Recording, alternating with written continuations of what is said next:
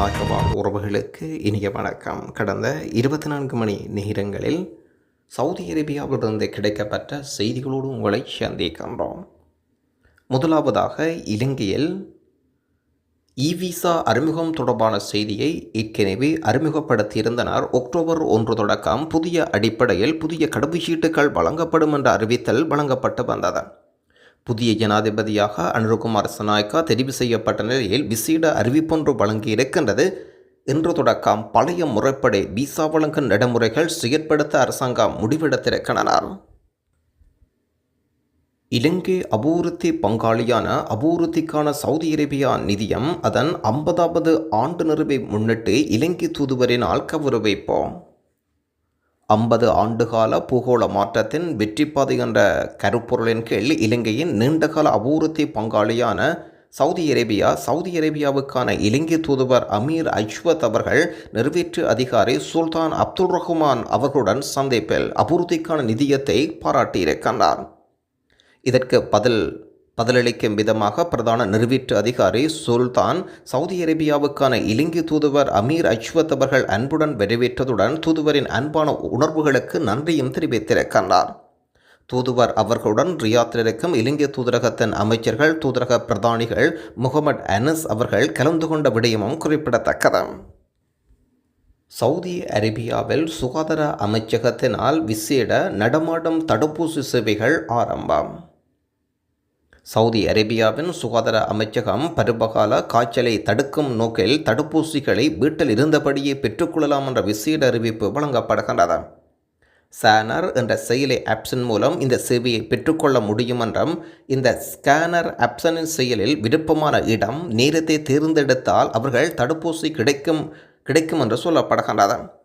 Influence தடுப்பூசி பாதுகாப்பானது என்றும் அமைச்சு உறுதியளித்திருப்பதுடன் சவுதி அரேபியாவில் வாழும் குடிமக்கள் வெளிநாட்டவர் அனைவரும் இந்த சேவை கிடைக்கும் என்றும் குறிப்பாக குழந்தைகள், வயதானவர்கள், நாள்பட்ட நோயாளிகள், கர்ப்பிணி பெண்கள், சுகாதார பணியாளர்கள் இந்த தடுப்பூசி எடுத்துக்கொள்வது சிறந்தது என்றும் சவுதி அரேபியாவின் சுகாதார அமைச்சகம் அறிவிக்கின்றது. சவுதி அரேபியாவில் பருவகால நோயை தடுக்கும் நோக்கில் இந்த இன்ஃப்ளூவன்ஸ் வேக்சின் பயன்படுத்தப்பட்டு வருகின்ற விடயம் குறிப்பிடத்தக்கது. மதீனாவில் வாகன விபத்தில் உயிரிழந்த 2 தமிழ்நாட்டு ஹாஜிகளை விரைந்து நிவாரணம் வழங்க இந்தியன் கவுன்சில் ஜெனரலிடம் தமிழ்நாடு ஹஜ் கமிட்டியின் தலைவர் அப்துல் சமது கோரிக்கை. சவுதி அரேபியா முழுவதும் சுற்றுப்பயணம் செய்து வரும் தமிழ் மக்களை சந்தித்தும் பல்வேறு நிகழ்ச்சிகள் கலந்து கொண்டு வரும் மனிதநேய கட்சியின் பொதுச் செயலாளரும் தமிழ்நாடு ஹஜ் கமிட்டியின் தலைவருமான அப்துல் சமது வருகதந்து இந்திய தூதரகத்தின் சிறப்பு சந்திப்பில் ஏற்பாடு செய்யப்பட்டிருந்தது. இந்த நிகழ்வில் இந்திய துணை தூதுவர் அவர்களும் ஹான்சூரி அவர்களும் ஹஜ்ஜுக்கான தூதுவர் முகமது யலீல் அவர்களிடம் மக்காவிலிருந்து மதீனா செல்லும் வழியில் நடந்த வாகன விபத்தில் உயிரிழந்த தமிழ்நாடு ஹாஜிகளான சாதிக் ஃபாக்ஸா மற்றும் இர்சத் பேகம் ஆகியோருக்கு கிடைக்க வேண்டிய நிவாரணத்தை விரைந்து வழங்கிடவும் அனைத்தும் கவனமாக கேட்டுக்கொண்ட துணை தூதுவர் அவர்கள் அனைத்தையும் இயன்றளவு சரி செய்வதாக உறுதிமொழி வழங்கியிருக்கிறார். நடுத்தர வயதில் நல்ல உடல் நலத்துடன் ஹஜ் கடமைகள் நிறைவேற்ற தமிழக முஸ்லிம்களுக்கு விழிப்புணர்வு ஏற்படுத்தவும் ஆலோசனை வழங்கியிருக்கிறார். இந்த கலந்துரையாடலில் இந்தியன் வெல்ஃபேர் ஃபோரம் மண்டல தலைவர் காரைக்கால் அப்துல் மஜீத் அவர்களும் துணைத் தலைவர் முகவை அப்துல் சமது அவர்களும் ரியாத் தமிழ் சங்கம் சிராஜ் பொறியாளர் ஹாஜா மைதீன் அவர்கள் ஆகியோர் உடனிருந்தனர். சவுதி அரேபியாவில் அங்கீகாரம் பெற்ற மதிப்பீட்டுக்கான ஆணையகம் வாகன சேதங்கள் குறித்து மதிப்பீடு செய்வதற்கான புதிய சேவையொன்றை அறிமுகம் செய்துள்ளனர். தக்தீர் என்று அழைக்கப்படும் இந்த சேவையானது நாடு முழுவதும் 40 மையங்கள் இருப்பதாக சொல்லப்படுகின்றது.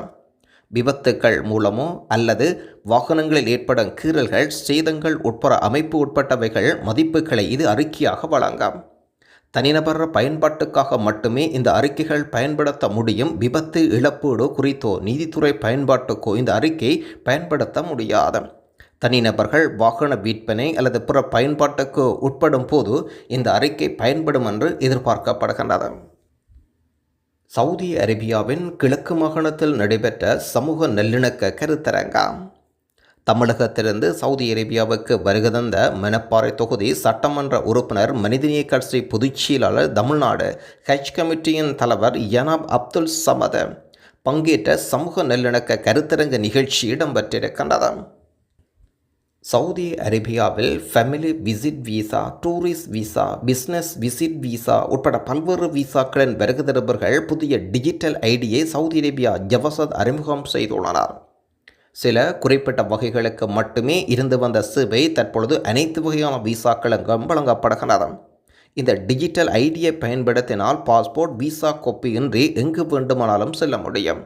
டிஜிட்டல் ஐடி பெறுவதற்காக ஜவசத் இணையதளத்தில் டிஜிட்டல் ஐடி என்பதை தேர்வு செய்து பிறந்த திகதியை உள்ளீடு செய்து பெற்றுக்கொள்ள முடியும் என்று அறிவிக்கப்படுகின்றது.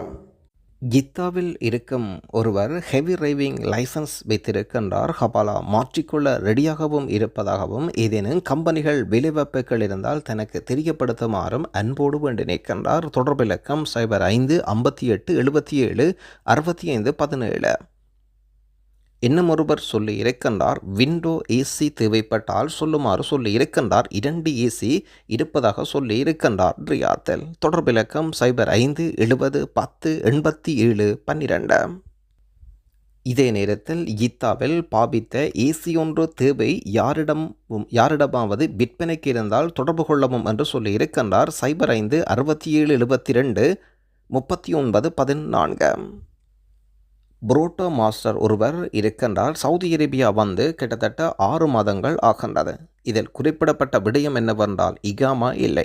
ஆகவே இவருக்கு வேலைவாய்ப்புகளை வழங்கும் உறவுகள் இருந்தால் உதவுங்கள். தொடர்பிலக்கம் 05 73 08 41 93. ரியாத்திலிருந்து தாயகம் விடுமுறையில் சென்று வர 1 மாதத்துக்கு எவ்வளவு ரியால் கட்ட வேண்டும்? 1 மாதம் என்பது 28 நாளா அல்லது 30 நாளா கணக்கில் எடுத்துக்கொள்வார்கள். 1 மாதம் என்றால் 100 ரியால் கட்ட வேண்டி வரும். கிட்டத்தட்ட 1 மாதம் என்றால் 28 நாள் கணக்கில் எடுப்பார்கள் என்று நான் நினைக்கின்றேன். 1 மாதத்துக்கு 100 ரியால், 2 மாதம் என்றால் 200 ரியால் கட்ட வேண்டும். 90 நாட்கள் என்றால் 500 ரியால் கட்ட வேண்டி வரும். சில நண்பர்கள் சொல்கின்றார்கள் 30 நாள் என்றால் 200 ரியால் கட்ட வேண்டி இருக்கும் என்று சொல்லி இருக்கின்றார்கள். அவை இன்னும் தெளிவான விடை இருந்தால் கொமெண்டில் தெரியப்படுத்துங்கள். எப்போது பொதுமன்னிப்பு கொடுப்பார்கள் என்று நேற்றைய தினம் கொமெண்டில் ஒருவர் கேட்டிருக்கின்றார். கண்டிப்பாக பொதுமன்னிப்பு பற்றிய அறிவித்தல் உத்திபூர்வமாகத்தான் வரும். அது எப்போது வரும் என்று எவருக்கும் தெரியாது. முகமட் தாலீம் என்று நினைக்கின்றேன். இலங்கை தூதரக அதிகாரிகளுடன் கலந்துரையாடுவதற்கான தொடர்பு இலக்கங்கள் போன்ற விவரங்களை கொடுத்திருந்தோம். முன்னறிவிப்பு கொடுத்ததன் அடிப்படையில் ஒரு நண்பர் ஒருவர் இலங்கை தூதுவருடன் போனில் கதைத்திருக்கின்றார். எல்லாவற்றுக்கும் அழகான பதில் தந்ததாகவும் நன்றிகளை பகிர்ந்திருக்கின்றார். ஏற்கனவே 4 சந்திப்புகள் முடிவடைந்திருக்கின்றது. 5வது சந்திப்புக்காக காத்திருங்கள். கண்டிப்பாக இதில் பிரச்சினை உள்ளவர்கள் நேரடியாக தூதுவரிடம் கலந்துரையாடி பிரச்சினைக்குரிய தீர்வுகளை உடனே எடுங்கள். நன்றி.